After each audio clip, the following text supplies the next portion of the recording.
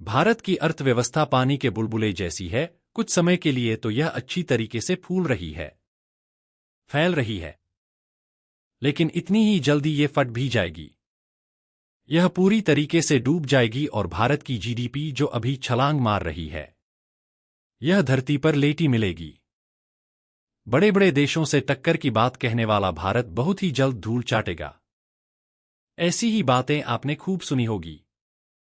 दिल्ली के अंदर ऐसी कमरों में बैठकर बड़ी बड़ी बातें बनाने वाले भारत के आलोचक से जिन्हें ऐसी कमरों से बाहर निकलने की फुर्सत नहीं है, वह कभी भी जमीनी हकीकत मापते ही नहीं है कि भारत की जो अर्थव्यवस्था है वो कितने भीषण रफ्तार से आगे बढ़ रही है। भारत का जो इंफ्रास्ट्रक्चर है वह कैसे तेजी से फैल रहा है और आने वाले समय में वह हमारी रीढ़ की हड्डी बनकर सामने आएगा और भारत को एक आर्थिक सुपर पावर बनाएगा। खैर, आलोचकों का क्या कहना, उनका काम है आलोचना करना और भारत का काम है उनके मुंह पर तमाचा जड़ना। आज एक बार फिर से यही काम हुआ है, लेकिन अलग बात यह है कि जो तमाचा लगा है वह भारत से नहीं, सीधा अमेरिका से पार्सल होकर आया है और इसे जड़ा है दुनिया की सबसे बड़ी क्रेडिट रेटिंग एजेंसी S&P ने। जी हां, भारत ने पिछले 14 सालों का रिकॉर्ड तोड़ डाला है और अर्थव्यवस्था के सारे रिकॉर्ड भस्म कर दिए हैं। और इसी का परिणाम यह है कि पिछले 14 सालों में पहली बार भारत की जो अर्थव्यवस्था है उसे पॉजिटिव रेटिंग मिल चुकी है। जी हां, यह भारत के लिए एक धमाकेदार खुशखबरी है। जिन लोगों को नहीं पता उन्हें फटाफट बता देता हूं कि यह क्रेडिट रेटिंग है क्या।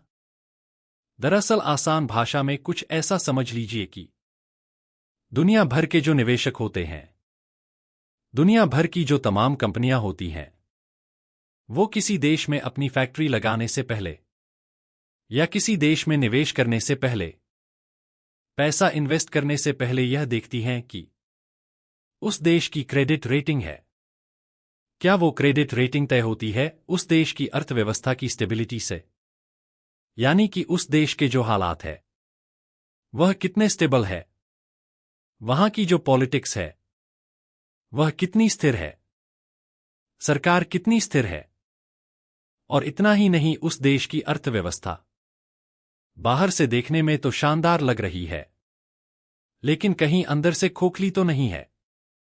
इसके अलावा यह भी देखा जाता है कि उस देश का जो इंफ्रास्ट्रक्चर है वह कितना मजबूत है, कितना पुराना है और कितना नया है, ताकि इससे यह आंका जा सके कि भविष्य में इस इंफ्रास्ट्रक्चर का, यानी कि नए पुलों का, सड़कों का, इनका इस्तेमाल करके वह देश की अर्थव्यवस्था कितनी तेजी से ग्रो कर पाएगी।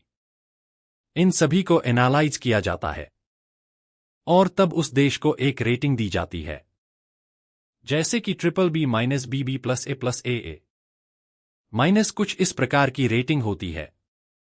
जितनी ज्यादा यह पॉजिटिव में होगी उतना अच्छा होगा, जितनी ज्यादा नेगेटिव में होगी उतना आपके लिए बुरा होगा। इसका मैं आपको भारत का उदाहरण देकर समझाता हूं। दरअसल सन 2007 में भारत की जो पूरी अर्थव्यवस्था की रेटिंग थी, आउटलुक था, वह प्लस में गया था। उस समय हमारी BB+ हो गई थी, जो कि एक अच्छी रेटिंग थी, और इसीलिए उस समय भारत की जो अर्थव्यवस्था की रफ्तार थी वो भी तेजी से बढ़ी।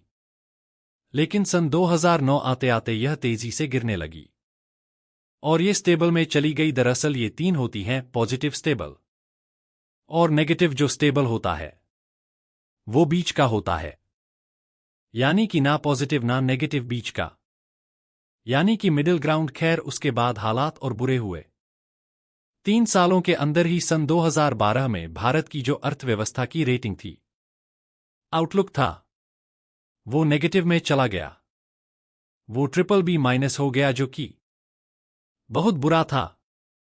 और समय आपको पता भी होगा कि 2012 से 13 में कितनी भयानक आर्थिक तबाही भारत में आई थी। हमारी जीडीपी ग्रोथ 34 पर तक ही खिंच कर रह गई थी। उसके बाद जो सरकार आई उसने प्रयास किया कि इस अर्थव्यवस्था की रेटिंग को माइनस से उठाकर प्लस में पहुंचाया जाए। लेकिन यह एक बहुत बड़ा टास्क था, क्योंकि अर्थव्यवस्था की रेटिंग आप माइनस में 1-1.5 साल में पहुंचा सकते हो, लेकिन पॉजिटिव में लाने में आपको 1 दशक लग जाता है। आज वही हुआ है। दरअसल 2012 के बाद सीधा 26 सितंबर 2014 को भारत की जो अर्थव्यवस्था की रेटिंग थी वह नेगेटिव से स्टेबल हो गई, जिसकी वजह से सरकार को थोड़ा सा वक्त मिल गया और उसने अपने जितने भी इकोनॉमिक रिफॉर्म थे उन्हें अंजाम दे देना शुरू किया। और उसी का परिणाम यह हुआ है कि आज 2024 में ठीक 10 सालों के बाद भारत की जो यह पूरी क्रेडिट रेटिंग है, जो पूरी आउटलुक है, वो पॉजिटिव में आ चुकी है, जो कि भारत के लिए बहुत बहुत बड़ी खुशखबरी है, क्योंकि इससे जो दुनिया भर के निवेशक हैं वो अब इस बात को लेकर सेटिस्फाई हो जाएंगे कि अगर हम भारत में पैसा लगाते हैं तो हमारा पैसा सुरक्षित रहेगा और भारत उस विदेशी निवेशक का पैसा लेकर अपनी अर्थव्यवस्था को एक नेक्स्ट लेवल पर लेकर जा सकता है। इसीलिए यह क्रेडिट रेटिंग का आउटलुक पॉजिटिव में आना हमारे लिए एक खुशखबरी है।